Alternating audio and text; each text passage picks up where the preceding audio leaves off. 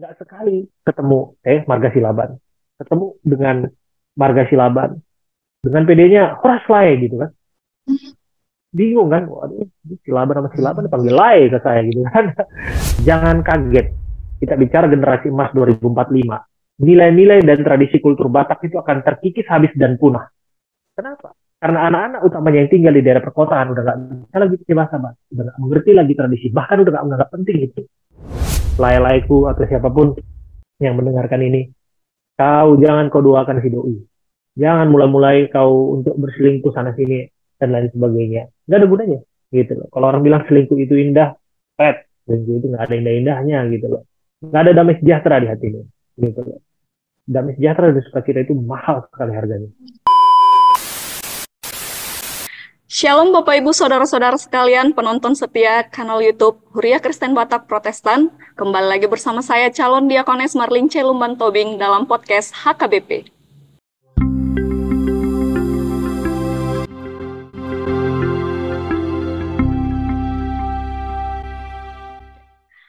Pada kesempatan kali ini, podcast HKBP kedatangan salah satu narasumber, seorang jemaat HKBP yang sukses menjadi seorang TV jurnalis, MC, host, dan moderator. Dari sekian banyak kesuksesan yang beliau dapatkan sebagai yang berada di depan dan di belakang kamera, beliau juga menjalani panggilannya sebagai jemaat yang aktif dalam melayani Tuhan. Nah, langsung saja kita sambut narasumber kita, abang kita, Amang, yang saat ini sedang berada di Jakarta. Kita panggil saja Amang Abraham Silaban. Selamat pagi, Amang. Horas, Tito Lince, selamat pagi. Iya, Bang. Nah, di sini Jangan panggil sebelumnya, Amang, jangan panggil Amang, panggilnya Abang aja gitu. Kalau Amang ketuaan kita ini kelihatannya. baik-baik, Bang. Baik, Bang. Nah, sekarang kita nih, pemirsa, kedatangan seorang jurnalis, seorang presenter. Tapi mungkin sudah banyak sekali yang mengenal dan sering melihat beliau muncul di TV. Tapi ada baiknya juga kita perkenalan sebentar ya, Bang. Ya, boleh, boleh. Baik, Bang, dipersilakan untuk Abang perkenalan untuk saudara-saudara kita yang akan menonton. Shalom, Horas Madihita Saluhutna. Horas Amanginang, Horas Haanggi, Dohot Pinaribot yang menyaksikan podcast HKBP. Perkenalkan, saya Abraham Silaban dan Karni Jabu Boru Sitorus. Ada baru kami satu sekarang, Abriel Karlisa Boru Silaban. Kami tinggal di Bintaro di wilayah Tangerang Selatan, masih sekitaran Jakarta. Dan kemarin saya selain sebagai seorang amang-amang anak satu, juga sebagai seorang wartawan televisi. Saya aktif sebagai jurnalis televisi di iNews, MNC Media. Saya sebagai executive producer sekaligus juga sebagai leading anchor alias presenter utama di iNews di MNC Media.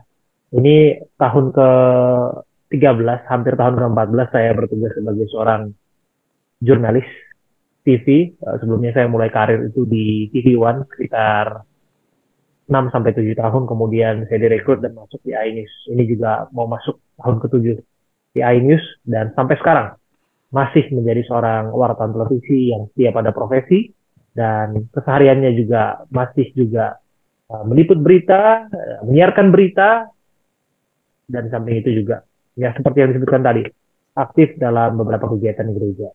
Gitu, Tolince.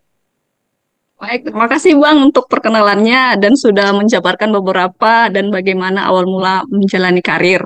Tapi untuk lebih dalamnya nih Bang, apa sih yang membuat Abang tertarik nih untuk mengambil bagian di jurnalis seperti ini? Itu pertanyaan yang umum banget ya, Lince ya. Jadi kalau kita lihat memang rata-rata yang jadi presenter itu memang nggak sedikit orang Batak, halak kita. Gitu kan, banyak kali orang-orang Batak ini kalau kita lihat bermarga itu ya. Ada Rosiana Silalahi, ada Putra Nababa, ada Ralph Ampubowo, ada Leonard Samosir, Metro TV, dan ada nama-nama lainnya gitu. Iya. Aku pikir sih memang hal kita ini, orang Batak ini mungkin punya bakat dari lahir, karena dalam kultur dan tradisi yang dibiasakan di pesta itu ada istilah Raja Parhata, gitu ya. Ya, Jadi betul. mungkin bakat Raja Parhata itulah yang mendorong orang Batak ini yang pintar ngomong, gitu. Kalau kita lihat kan, orang Batak ini kalau kitaon kan, kalau nggak profesinya lawyer, profesinya presenter atau Ya, wartawan, betul. pokoknya yang jago ngomong lah, cuap-cuap. Misalkan jangan profesi parbada gitu ya. Kalau parbada itu hal yang harus dihilangkan dari kehidupan sehari-hari kita. Tapi balik lagi, memang mungkin itulah salah satu talenta yang ditanamkan Tuhan dalam pribadiku, dalam kehidupanku, Lince, yang aku baru sadari semenjak SMA, kemudian kuliah. Nggak pernah terbayang bahwa passion yang aku jalani ini adalah bidang TV jurnalis. Dulu sama lah ya, kalau kita cerita, pasti orang pengennya jadi dokter, pasti pengen jadi polisi, pasti pengen jadi pilot, arsitek, lain sebagainya gitu ya. Tapi memang Tuhan menunjukkan jalan itu semenjak aku dulu di bangku SMA, yang kemudian udah ada bakat-bakat pidato gitu. Kemudian juga di kuliah juga ikut debate competition, waktu itu ambil jurusan International Relation di Universitas Padjadjaran Bandung. Dan entah kenapa waktu itu juga ada beberapa audisi presenter yang aku juga ikut. Intinya waktu itu memang hanya ingin menguji rasa kepercayaan diri gitu. Tapi disitulah kemudian tumbuh minat dan tercebur di bidang jurnalistik, dan direkrut oleh TV One waktu itu. Itu TV One rekrut melalui audisi presenter nasional di Universitas Indonesia. Jadi saya salah satu orang yang direkrut sebelum saya lulus kuliah. Pada akhirnya saya tercebur dalam pekerjaan ini. Awalnya nggak suka, gitu.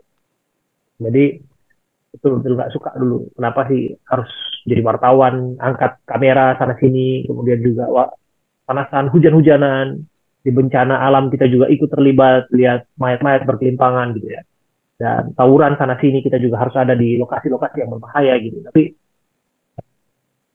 itu yang kemudian menguji mental sekaligus menumbuhkan rasa cinta saya dalam profesi saya saat ini gitu. Jadi, kalau orang bilang tuh cinta itu muncul tiba-tiba gitu. Kalau saya sih nggak percaya cinta itu muncul tiba-tiba gitu. Cinta khususnya terhadap profesi ini sebetulnya, apalagi passion ya istilahnya ya, itu muncul seiring proses berjalannya waktu. Ya. Seiring proses itu kita fight, kita berjuang, ternyata kita menikmati apa yang ada di dalamnya. Gitu. Orang bilang ya cinta itu kan rasa suka begitu aja, enggak. Kalau bagi saya sih secara pribadi, kita passionate, kita cinta terhadap pekerjaan kita karena kita mau berjuang di sana untuk menikmati pekerjaan kita gitu. Kalau kita nggak mau berjuang untuk apa yang kita cintai, bentuk cinta apa yang kita miliki gitu. Baik Bang, terima kasih untuk penjelasannya, sangat dalam sekali. Artinya tidak semua pekerjaan itu jatuh pada pandangan pertama. Artinya ada dulu yang dicoba dulu, di dites dulu, atau artinya cuma iseng-iseng dulu gitu ya kan? Ya itu Dan sama kemudian, kayak cinta remaja napa sebelum ke si doi kan gitu. Kalau kalau awalnya dipandang, wah bagak kali toh yang satu itu, atau ganteng kali ya bang yang satu itu. Begitu dia kenalan, ternyata pas makan bakso kulitnya minta ampun misalnya gitu kan. nggak mau bayarin Atau ya. misalnya nggak mau bayarin misalnya, perhitungkan kali. Atau misalnya pas lagi jalan bareng, ternyata orangnya cuek banget gitu, nggak ada romantisnya, tapi kok bisa jadi jodoh gitu kan kalau kita lihat belakangan. Nah itu dia passion namanya, mungkin Asik. ada seiring berjalannya waktu, sama-sama mengerti, sama-sama berjuang, ternyata itulah cinta yang teruji gitu. Gitu dia. Jadi konsultasi cinta ini nampaknya ya, maksudnya ya. Baik Bang, pastinya nih selama dalam menjalani karir yang sudah 13 tahun yang Abang bilang tadi, pastinya ada suka duka nih dalam profesi yang Abang jalani. Suka dukanya itu boleh nggak Abang share untuk kami, untuk penonton di rumah? Saya memulai sesuatu dengan suka dulu ya. Karena kita harus bersuka cita terlebih dahulu. Tuhan bilang bersuka cita lah senantiasa gitu ya. Maka saya memulai dengan sukacita. Hal yang saya sukai dari pekerjaan ini adalah saya bisa berkenalan dengan banyak orang. Jadi dalam profesi saya sehari-hari, saya adalah orang yang mewawancara, sebagai seorang pewawancara. Dan yang saya wawancara adalah narasumber.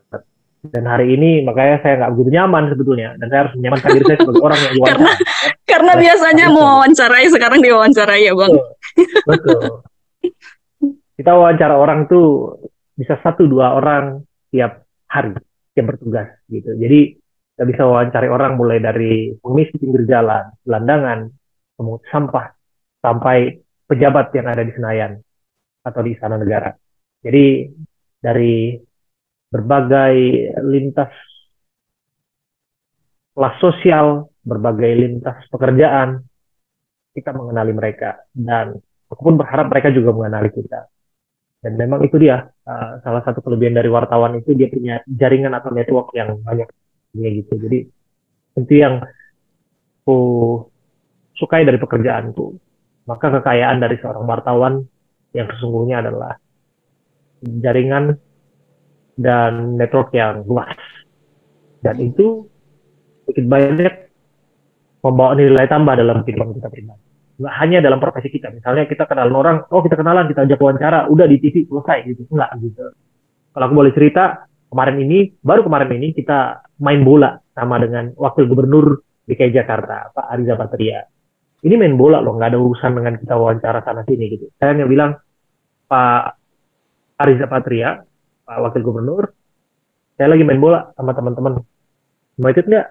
Oh boleh bro. Gitu. Jadi ada kedekatan di sana yang mungkin orang banyak yang tidak bisa miliki gitu. Jadi hal-hal yang kita bisa manfaatkan, optimalkan jadi nilai tambah dalam kehidupan kita pribadi. Itu hal yang aku sukai dari pekerjaan ini.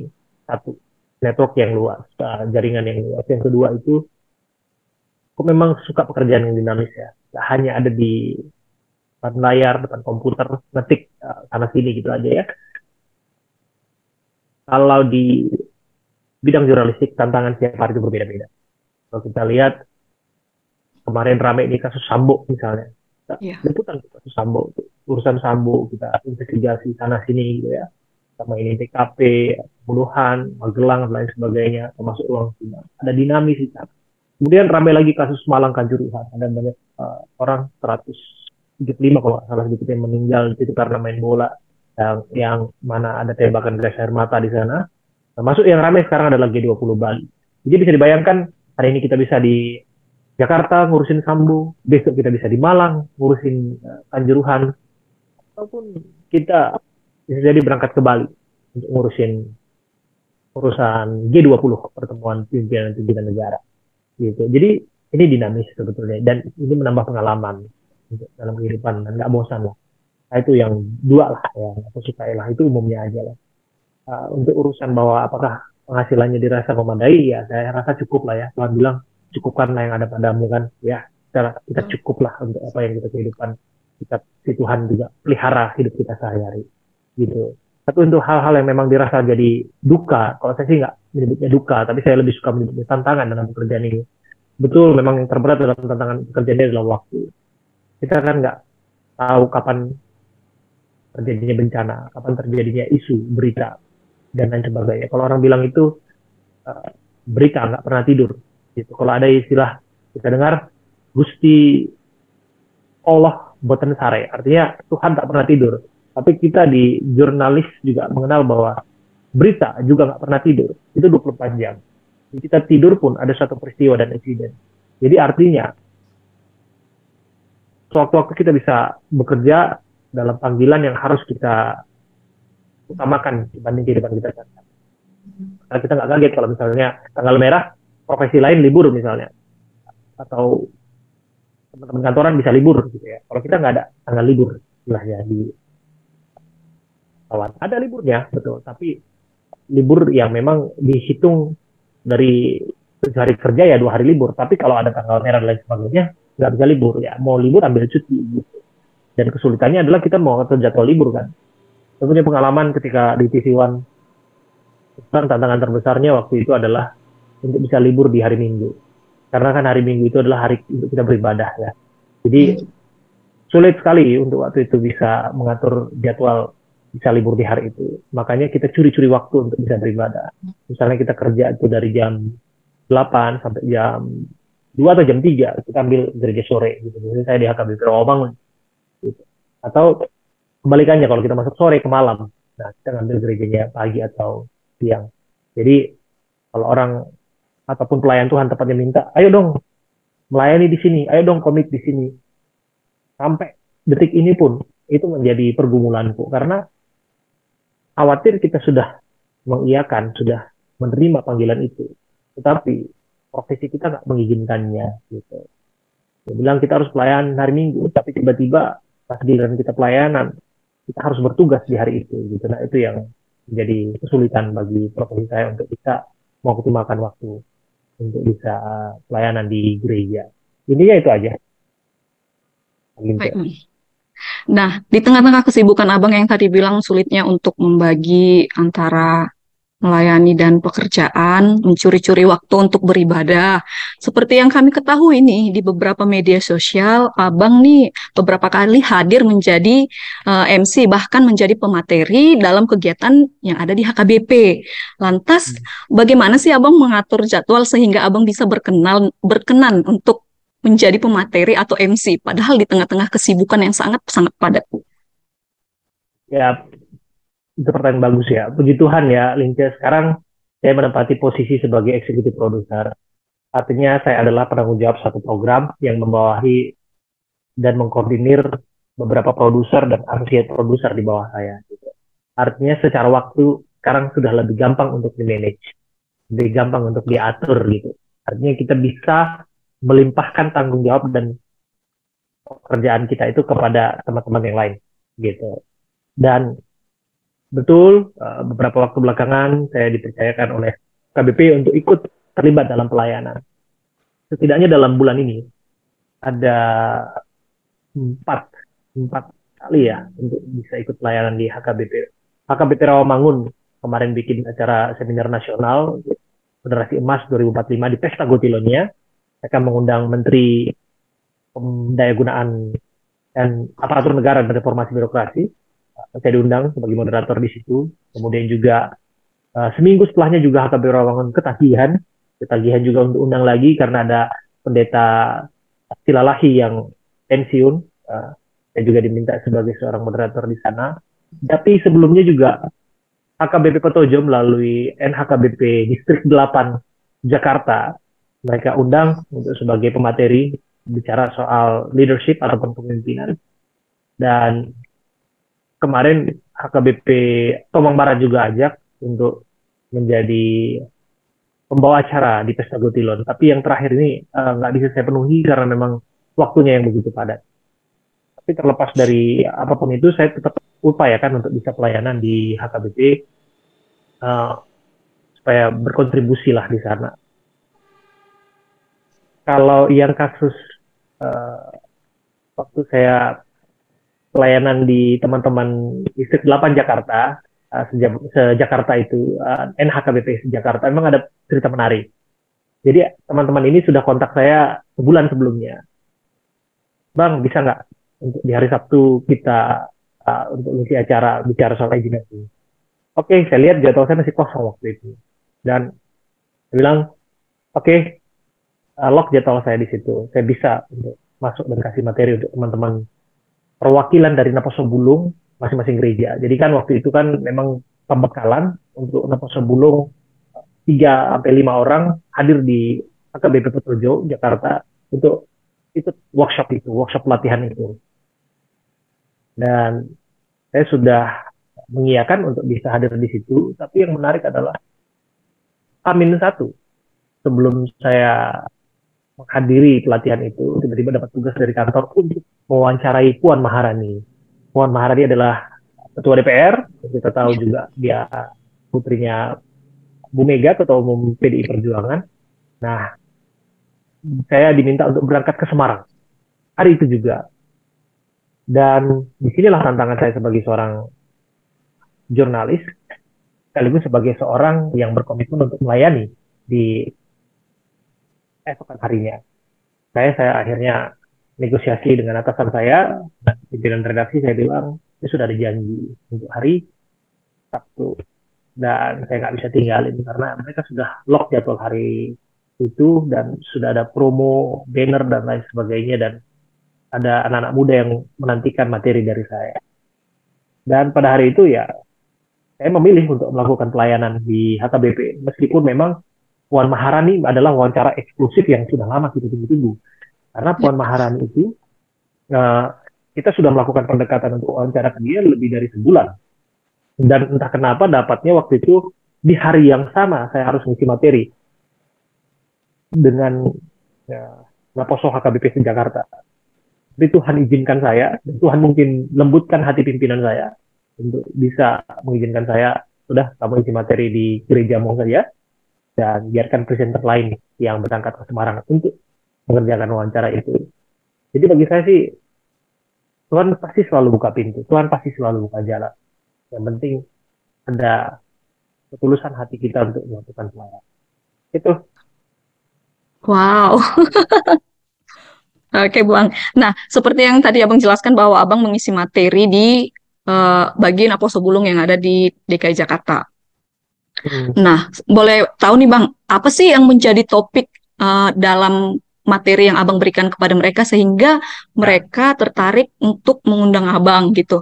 Atau Abang itu berkenan menghadiri itu, memberikan materi itu karena ketertarikan apa seperti itu?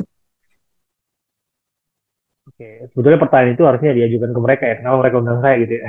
Kenapa mereka misalnya Iya sih. nggak undang Coki misalnya, atau kenapa nggak undang siapa misalnya orang yang dirasa lebih mumpuni untuk melatih kepemimpinan. Tapi gini, kalau saya menangkap dari apa yang mereka sampaikan kepada saya, itu Pak Marlince, mereka cerita bahwa saat ini ada kegusaran di hati pengurus NHKBP Distrik 8 Jakarta, bahwa sudah terlihat keengganan, saya nggak suka istilah kemalasan lah ya, keengganan lah dari teman-teman pengurus Naposo Bulung di HKBP yang ada di wilayah distrik Jakarta itu untuk ikut pelayanan. Mungkin karena satu hal, karena memang terbiasa sudah gereja online sekarang, jadi nggak harus tatap muka. Mereka jadi ada kesan untuk lebih enggan datang ke gereja. Atau mungkin karena kesibukan satu dan lain hal, mereka lebih memilih kesibukan yang lain dibandingkan pelayanan di gereja HKBP. Dan ada hal-hal lain yang dianggap mungkin lebih penting dibandingkan untuk bisa memberikan waktu urusan gereja HKBP. Jadi itu yang mereka sampaikan tahun itu di hadapanku. Dan kegundahan mereka, kekhawatiran mereka itu Pak Marlince, adalah kekhawatiran yang sama yang ada dalam benakku juga jauh-jauh hari sebetulnya. Karena waktu itu bagiku persoalan di Naposo Bulung HKBP, jangan-jangan ya, aku bisa jadi salah. Ini kan sharing story aja ya. Jangan-jangan memang ada persoalan yang sudah istilahnya menahun lah ya, sudah lama yang memang harus diberesin. Apa persoalan itu? Persoalan itu adalah anak-anak Naposo Bulung barangkali menganggap saat ini cara ataupun kultur yang diwariskan dan dilestarikan oleh gereja HKBP itu udah nggak relevan lagi dalam kehidupan mereka sehari-hari. Entah itu dari cara mereka beribadah, entah itu dari cara mereka berinteraksi dengan teman sejawatnya dan lain sebagainya gitu ya. Tapi yang jelas mungkin mereka menganggap anak muda saat ini kan, apalagi HKBP, kita bicara konteksnya, Naposo Bulung HKBP, mereka menganggap itu udah nggak kontekstual lagi. Misalnya mereka harus ikut berkomunitas hanya HKBP itu aja, dianggap hanya eksklusif temennya yang bermarga aja, yang itu aja gitu. Sehingga udahlah buat apa? Atau mereka sudah nggak penting lagi mewarisi yang namanya bisa marhata Batak atau kultur Batak dan sebagainya gitu. Jadi semua ini dianggap nggak relevan dalam kehidupan mereka sehari-hari. Toh juga mereka kerja ketemu dengan orang dari berbagai suku lain, mereka juga harus tinggal dengan mereka, dan apa yang didapatkan dari mereka atau pemahaman mereka ini bicara soal pemahaman, udah dianggap nggak suportif ini yang namanya kultur dan sebagainya, kultur Batak yang tergerus. Kita nggak ngomong gereja ya, tapi kita ngomong kultur Batak yang tergerus. Karena bagaimanapun kan HKBP ini kan sebagai garda ataupun benteng yang melestarikan tradisi gereja dengan nuansa Batak yang begitu kental. Tapi sudah ada semacam tergerusnya nilai-nilai itu, nilai-nilai kebatakan itu dari teman-teman Lakoso Bunga HKBP. Kemarin aku tanya, apa indikatornya gitu? Satu, apakah masih bisa bahasa Batak? Gitu. Oke, nggak bisa bahasa Batak lagi. Dua, apakah mengerti kalau orang pakai bahasa Batak? Oke, nggak mengerti bahasa Batak. Tiga, apakah kita mengerti kultur-kultur dan tradisi-tradisi apa yang kita akan jalankan ketika misalnya ada pesta Batak? Mulai dari makori dinding misalnya, atau mulai dari martupol sampai kemudian menikah dan sebagainya. Itu kan yang mereka akan jalani ke depan. Itu yang miss, itu yang terlewat dari teman-teman. Dan betul memang persoalannya di situ. Sampai pada akhirnya saya bilang gini, kita harus ubah perspektif kalau gitu. Kalau ini persoalannya adalah kita harus memastikan bahwa kegiatan-kegiatan yang dibangun di Naposo Bulung ini membawa nilai tambah dalam kehidupan teman-teman sehari-hari, tapi tetap dengan ada nuansa, dengan ada sisipan kultur dan nilai-nilai tradisi Batak yang ada di situ. Gitu. Jangan sampai kayak saya cerita ya, pengalaman saya ketemu di Jakarta ini, saya kan baru merantau ini sebetulnya sekitar 18 tahun lah, kalau hitungan ikut kuliah ya. Tapi nggak sekali ketemu Marga Silaban, ketemu dengan Marga Silaban, dengan PD-nya Horas Lae gitu kan. Bingung kan, waduh, Silaban sama Silaban dipanggil Lae ke saya gitu kan. Saya mau nggak jawab, tapi takutnya dianggap nggak sopan. Saya diamin aja. Belakangan ini kalau saya dipanggil kayak gitu, saya tinggalin aja gitu. Saya udah cuek aja gitu. Tapi ini kan standar gitu, standar banget gitu. Anda nggak manggil saudara semarga Anda itu dengan panggilan Lae gitu. Anda panggil aparah gitu untuk semarga gitu. Nah, itu terjadi. Dan itu terjadi bahkan di lingkungan Naposo Bulung HKBP sekalipun itu terjadi. Makanya kita nggak usah berpikir luas-luas tentang kita mau bikin generasi emas dan lain sebagainya. Kalau kita nggak menyadari ancaman ini, bahkan saya bilang gini loh, saya bilang kalau ini nggak diberesin, mulai dari sekarang, persoalan nggak diberesin, jangan kaget kita bicara generasi emas 2045, nilai-nilai dan tradisi kultur Batak itu akan terkikis habis dan punah. Kenapa? Karena anak-anak utamanya yang tinggal di daerah perkotaan udah nggak bisa lagi pakai bahasa Batak, udah nggak mengerti lagi tradisi, bahkan udah nggak menganggap penting itu. Dianggap orang-orang Batak itu eksklusif. Olan manortor do, misalnya. Olan nasongoni do, olan mangalang nataboi do, gitu misalnya. Tapi kan ada hal yang lebih yang bisa kita lakukan di situ. Nah itu yang saya tularkan melalui pemberian materi kemarin. Ada nilai-nilai kultur yang kita sampaikan di sana. Saya bangga sebagai seorang Batak. I'm proud to be Batak. Gitu. Dan sampai sekarang pun saya bawa marga saya kemana-mana, bahkan sampai saya di layar kaca waktu itu saya punya pengalaman ketika ada yang menyarankan saya untuk udah ganti aja marganya, kasih nama lain gitu ya, misalnya Abraham siapa gitu kan, nama layar itu kan balik lagi ke kita gitu, itu pilihan gitu, tapi saya nggak mau gitu. Bagi saya itu adalah satu kekayaan yang harus dilestarikan, dan itu yang harus ditumbuh kembangkan. Gitu. Itu yang aku bilang, Lince, supaya anak-anak Naposo Bulung juga mengerti itu. Dan saya pikir masalahnya nggak hanya di Jakarta, utamanya daerah perkotaan lain juga mungkin sudah mengerti. Gitu, Lince. Terima kasih Bang. Memang sih udah semakin terkikis sekali tentang anak-anak muda yang mengerti dengan budaya Batak. Nah, di luar dari itu juga nih Bang, seperti yang kita ketahui nih, Naposo Bulung HKBP ini nih, kalau sudah merantau, pasti nih nggak balik ke HKBP nih, pasti di rantauan sana memilih komunitas yang lain nih. Bagaimana sih pandangan Abang terhadap Naposo kita yang banyak untuk mengikuti komunitas yang lain di luar dari dirinya sebagai HKBP Ya, gitu. iya, iya. Itu yang jadi persoalan betul itu. Kalau itu persoalan gerejawi kalau saya pikir ya.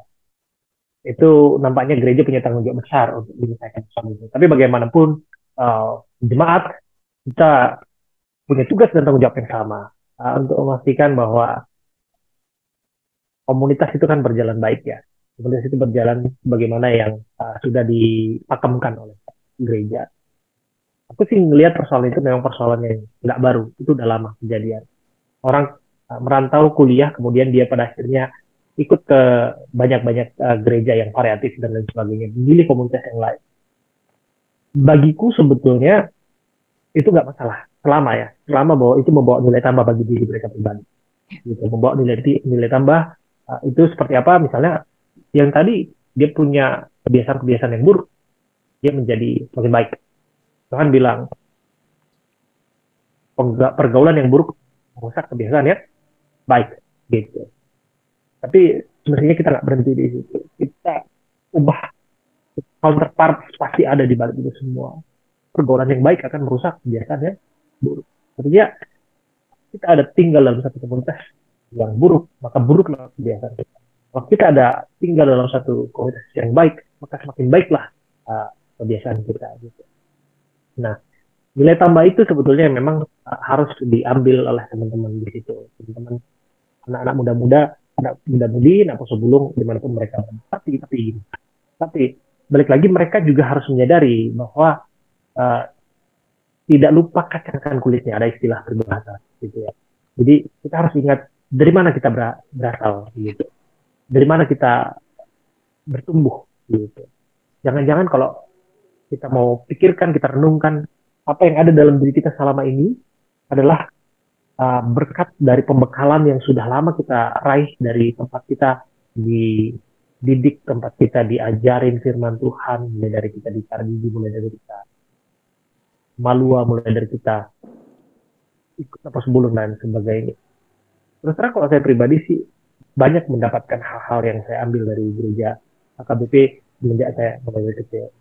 Mungkin anak-anak itu diajak untuk kembali merenungkan hal itu dan akan kembali kepada gerejanya untuk memastikan bahwa barangkali ya sekarang transformasi ke nilai-nilai yang baik sebetulnya nggak masalah ya. Sekarang ada perdebatan apakah kemudian gereja HKBP itu bisa full band misalnya. Sekarang anak-anak bisa main musik dengan pola lagu-lagu penyembahan yang lebih kekinian dan lain sebagainya yang mereka rasa bisa menumbuhkan rasa cinta mereka kepada Tuhan. Kalau menurut saya sih, saya lebih pada orang yang nggak ada salah soal itu. Gitu. Saya, ini lagi-lagi balik lagi pendapat pribadi. Pujian dan penyembahan yang memang khusus diarahkan kepada kemuliaan Tuhan, bagi saya sih, selama itu dilakukan dengan ketulusan hati, selama itu dilakukan dengan penyembahan yang murni, nggak ada salahnya. Gitu. Makanya kita stop perdebatan. Ini HKBP rasa karismatik, ini HKBP yang konvensional dan sesungguhnya gitu. Maka kalau kita lihat sekarang di gereja-gereja di Jakarta utamanya itu sudah variatif model penyembahannya. Karena mereka memahami bahwa sekarang semuanya harus beradaptasi. Dulu apakah kita pernah menyadari bahwa kalau kita mau masuk supermarket, kalau kita mau masuk mall, kita harus scan misalnya pakai handphone untuk bisa kita masuk ke sana. Apakah kita menyadari dulu wawancara seperti ini bisa dilakukan? Tatap muka ada dari Peraja, Tarutung, dan ketemu dari Jakarta. Enggak. Artinya apa? Ada disrupsi di situ. Ada perubahan besar-besaran yang terjadi. Disrupsi teknologi. Perubahan besar-besaran yang terjadi. Maka itu yang kita harus optimalkan. Itu yang harus kita ikuti soal zaman. Dan kita mau ketinggalan.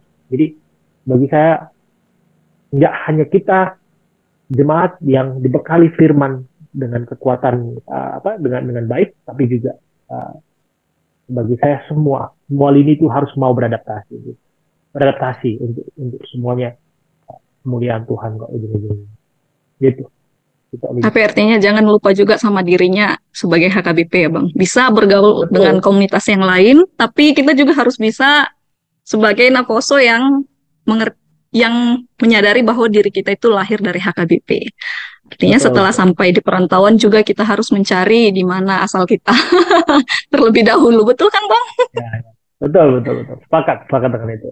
Iya, betul sekali. Nah, seperti yang kita ketahui juga nih, Bang, eh, pergaulan-pergaulan anak muda sekarang nih sangat-sangat miris lah ya, bisa dikatakan. Lantas, bagaimana sih di dalam materi yang Abang berikan itu untuk menumbuhkan jiwa mereka yang lebih mengikuti pergaulan yang sehat gitu, untuk lebih mengutamakan pelayanan dan Ya, ya. menghindari pergaulan-pergaulan buruk. Oke. Saya cerita cuma dua sebetulnya kuncinya. Tapi basically prinsipnya cuma sederhana. Suksesan dari apapun yang kita kerjakan itu berdasarkan dari hubungan yang kita lakukan dalam kehidupan sehari-hari. Artinya kesuksesan itu, keberhasilan itu berasal dari hubungan yang kita kelola sehari-hari. Gitu. Apapun itu dalam setiap aspek kehidupan kita, entah itu soal pekerjaan, entah itu soal hubungan pertemanan, entah itu soal apa yang kita cita-citakan, termasuk iman dan lain sebagainya. Karena bagi saya cuma dua kuncinya, hubungan. Satu, hubungan pribadi dengan Tuhan. Kedua, hubungan dengan sesama manusia. Satu, hubungan pribadi dengan Tuhan itu adalah mutlak pedoman kita. Gitu. Kalau Tuhan bilang kan, carilah dahulu kerajaan Allah, maka selanjutnya akan ditambahkan. Maka itu adalah patokan kita, itu adalah pedoman kita. Maka kita nggak bisa hidup, kita nggak bisa melakukan apa yang kita cita-citakan tanpa kita ikut serta, tanpa Tuhan ikut serta di dalamnya. Ya, gitu. Maka hubungan pribadi dengan Tuhan itu adalah hubungan yang memang wajib harus dijaga. Gitu. Di era ketidakpastian saat ini, salah satunya semakin rumit untuk diprediksi. Contohnya misalnya kita nggak tahu kiri kanan kita apakah dia kena COVID atau tidak. Artinya kita, sekalipun kita udah kena vaksin disuntik 3 kali sampai booster, satu-satunya perlindungan kita yang pasti cuma Tuhan. Gitu. Tuhan lindungi saya dari segala virus-virus sakit penyakit yang ada di luar sana, dan tubuh yang prima, tubuh yang sehat jiwa raga akan aku berikan untuk Tuhan melalui pekerjaan pun aktivitas sosial. Makanya hikmat Tuhan itu penting dalam melakukan sesuatu. Itu juga penting, petunjuk dari Tuhan dalam melakukan sesuatu. Yang kedua, hubungan pribadi dengan sesama. Gitu. Hubungan pribadi dengan teman-teman kita. Saya nggak yakin orang yang punya banyak musuh gitu ya, dia mampu meraih kesuksesan maupun keberhasilan dalam kehidupannya. Gitu. Kalau Abraham Lincoln, Presiden ke-16 Amerika Serikat cerita, dia bilang bahwa saya menghancurkan lawan-lawan dan musuh saya, seteru saya, dengan menjadikan teman mereka menjadi teman saya, mereka menjadi sahabat saya. Gitu.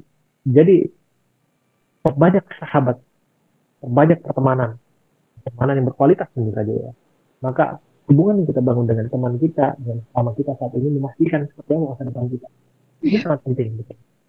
Maka the way kita bangun relasi, berkomunikasi dengan mereka, berinteraksi dengan mereka, gitu, dan itu akan membawa kita kepada arah yang lebih baik. Maka kalau kita berteman dengan orang-orang yang visioner, orang-orang yang sukses, seperti balik lagi apa yang disampaikan Tuhan tadi soal pergaulan itu, kita bergaul dengan orang-orang yang bawa kita ke kebaikan, kita kan makin baik. Tapi kalau kita bergaul dengan orang-orang yang dirasa membawa kehancuran dalam hidup kita, nggak ada nilai tambah di sana, malah kita terseret dengan kehidupan yang lebih buruk, maka selesailah hidup kita. Saya selalu cerita sama siapapun yang curhat kepada saya, utamanya tentang hubungan percintaan di masa remaja ini. Tawar Lince, dia bilang, apa indikator kalau dia adalah jodohku, Bang? Lagi ada tanya. Saya bilang sederhana. Satu, apakah hubungan itu membawa nilai tambah yang baik, nilai tambah yang positif dalam kehidupanmu, atau justru membawa hal-hal yang negatif dan membawa dirimu pada kebiasaan-kebiasaan yang buruk. Itu aja. Itu aja indikatornya.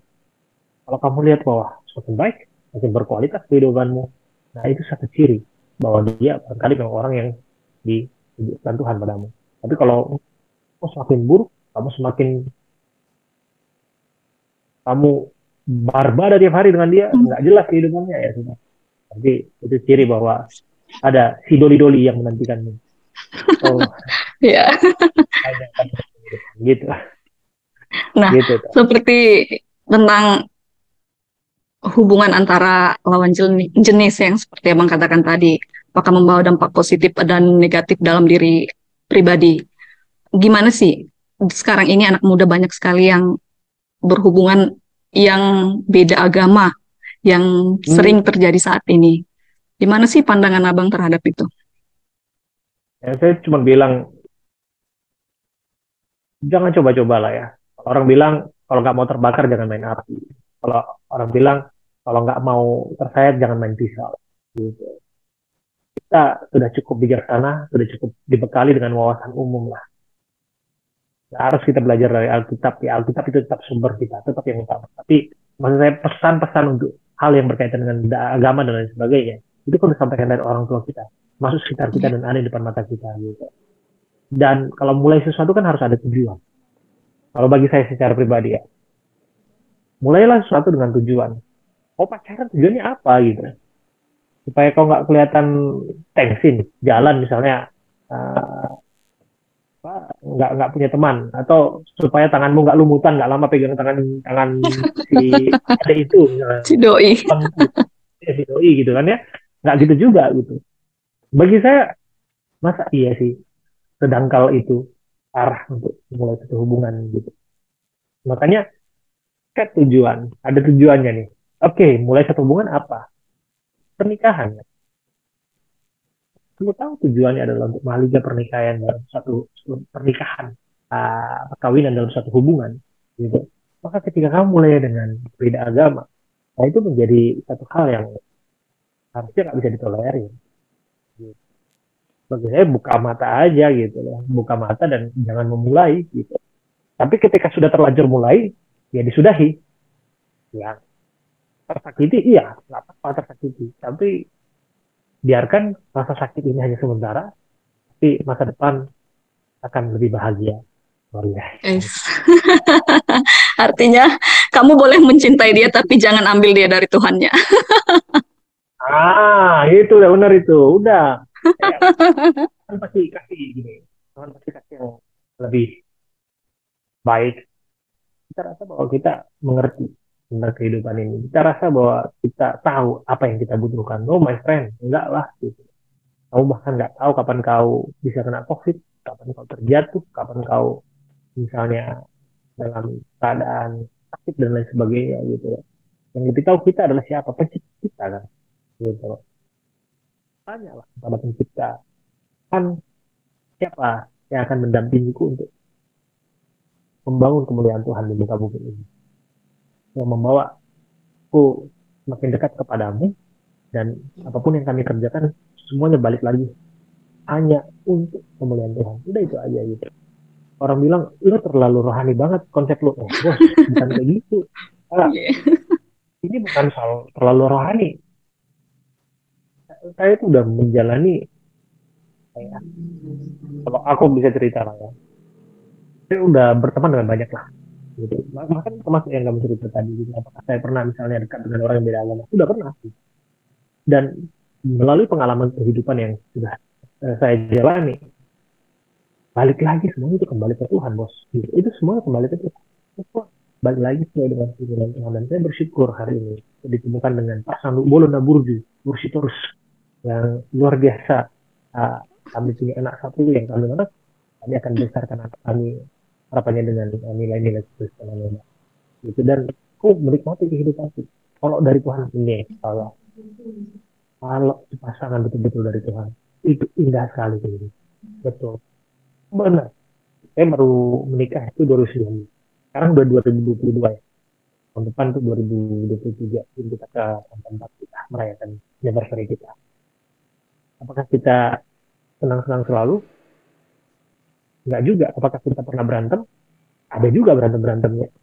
Apakah kita kadang saling silang pendapat, iya ada juga. Tapi kita dalam satu pemahaman yang sama, kita akan membangun mahluknya rumah tangga ini untuk kemuliaan Tuhan. Balik lagi, semuanya diselesaikan Tuhan dengan begitu mudahnya. Ini kesadaran yang sama-sama. Jadi indah banget kok. Indah banget. Apalagi ini soal loyalitas. Ini buat laki-laki nih di luar sana ya. Lay-layku atau siapapun yang mendengarkan ini. Jangan kau doakan si doi. Jangan mulai-mulai kau untuk berselingkuh sana sini dan lain sebagainya. Nggak ada gunanya. Gitu loh. Kalau orang bilang selingkuh itu indah, selingkuh itu nggak ada indah-indahnya gitu loh. Nggak ada damai sejahtera di hatinya. Gitu loh. Damai sejahtera dan sukacita itu mahal sekali harganya. Pak, saya menikmati sekali apa yang saya bina dengan istri saya saat ini. Bersyukur sampai saat ini kami terus berpedoman pada apa yang Tuhan sampaikan. Dan indah betul. Ini betul. Percayalah, kalau orang bilang, wah, kalau nikah itu nggak enak, banyak berantem segala macam. Enggak, kau nikah sama siapa? Kau nikah betul-betul dan jodoh yang dari Tuhan. Maka kau doakan baik-baik. Itu dia. Oke bang, luar biasa sekali. Artinya cari pasangan yang benar-benar bisa membangun relasi kita dengan Tuhan, supaya ya memang selain kita sejalan, artinya sepemahaman, dan ketika ada tantangan juga kita nggak putus dari Tuhan, artinya sama-sama menguatkan, bisa sama-sama menguatkan karena dasarnya udah dari Tuhan. Iya kan bang? Betul. Nah, Betul. udah banyak sekali nih bang kita bahas tentang permasalahan di Naposo Bulung yang ada di HKBP maupun di gereja-gereja yang lain, mulai dari tentang budaya yang sudah semakin hilang, yang semakin sudah tidak dimengerti, adanya tentang komunitas-komunitas sehat dan yang tidak sehat, tentang pacaran beda agama, tentang perselingkuhan segala macam kita sudah bahas sangat dalam, dan sudah langsung dari abang yang sudah banyak memakan asam dan garam daripada Naposo yang lain. Nah, apa sih yang mau abang sampaikan nih sama Naposo Bulung kita HKBP untuk semua penonton juga, terlebih untuk anak-anak muda yang saat ini sedang berkecimpung dalam pendidikan, karir, maupun pencarian dalam perjodohan. Abang boleh sampaikan itu. Oke. Jadi balik lagi saya ingin sampaikan untuk mulai saya Pariban saya Manginang, siapapun yang menyaksikan ini, kita balik lagi apa yang disampaikan oleh firman Tuhan, apapun yang kita kerjakan lakukanlah itu seperti Tuhan, gitu. Karena kita tahu bahwa kita ada saat ini itu karena Tuhan. Kita ada itu hanya karena anugerah Tuhan, dan hanya karena kasih dan kemurahan Tuhan yang kita bisa hidup sampai saat ini. Saya bisa cerita pengalaman kehidupan di mana kami berada di titik masalah yang saya rasa itu pengalaman yang cukup berharga kami alami dari satu keluarga. Saya kena COVID, istriku kena COVID, dan anakku yang baru 2 bulan bayi kena COVID di awal-awal COVID tahun lalu. Gitu. Dan itu sangat berat bagi karena waktu itu kan aku bisa menanggungnya mungkin. Di rumah sakit kami ada 14 sampai 17 hari kalau nggak salah. Dan dari pengalaman itulah saya mengerti betul bahwa Tuhan itu punya rencana baik di balik apapun yang kita alami. Pasti sempat semacam bertanya-tanya pada Tuhan, kenapa? Aku sudah minta Tuhan jangan anakku kena, istriku kena. Kalau boleh jangan anakku lah, bayiku kena. Itu pasti 2 bulan, bayi 2 bulan kena COVID gimana gitu.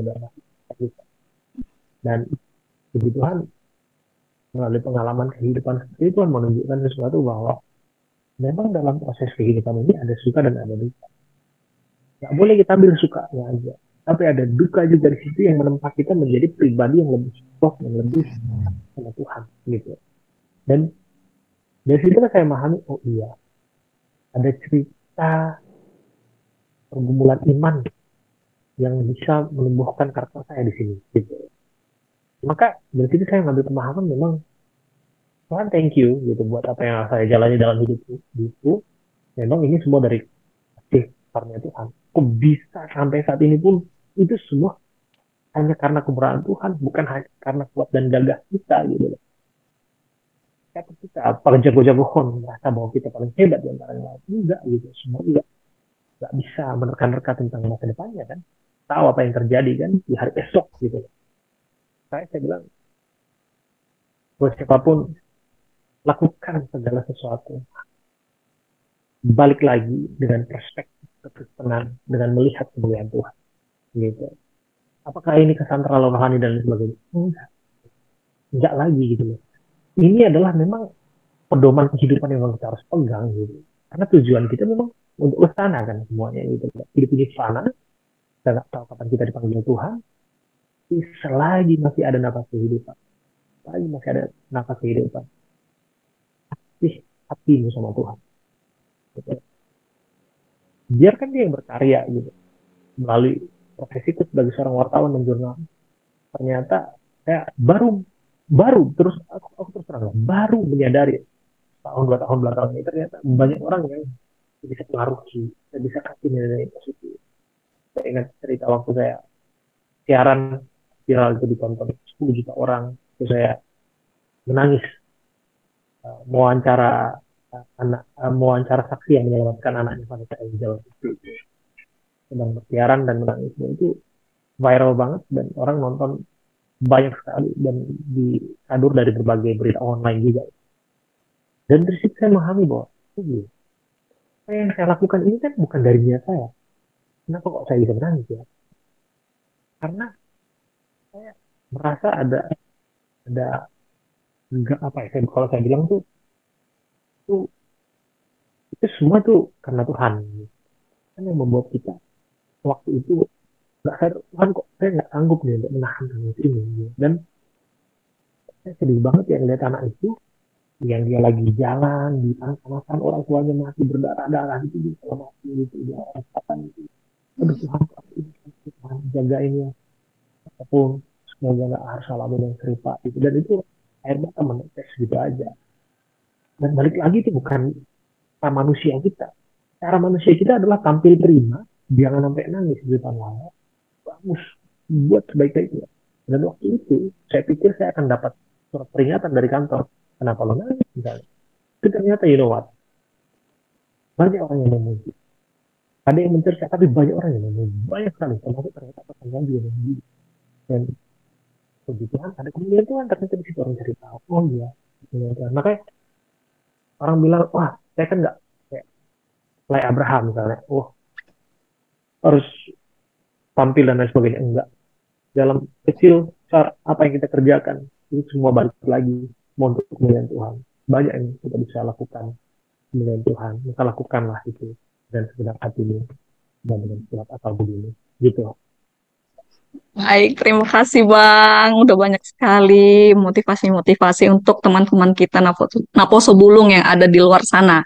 Baiklah Bapak Ibu Saudara sekalian, terlebih kepada teman-teman kami Naposo Bulung yang dimanapun berada pada saat ini, yang sedang bekerja, yang sedang studi, atau yang sedang meniti karirnya, kiranya ketika mendengarkan podcast kita pada hari ini semakin menambah wawasan yang baru serta semangat yang baru untuk kiranya memakai diri kita masing-masing melayani Tuhan dimanapun kita berada dan dimanapun kita bekerja. Demikian podcast HKBP pada hari ini. Sampai ketemu pada episode berikutnya. Dadah. Kita dadah-dadah Bang.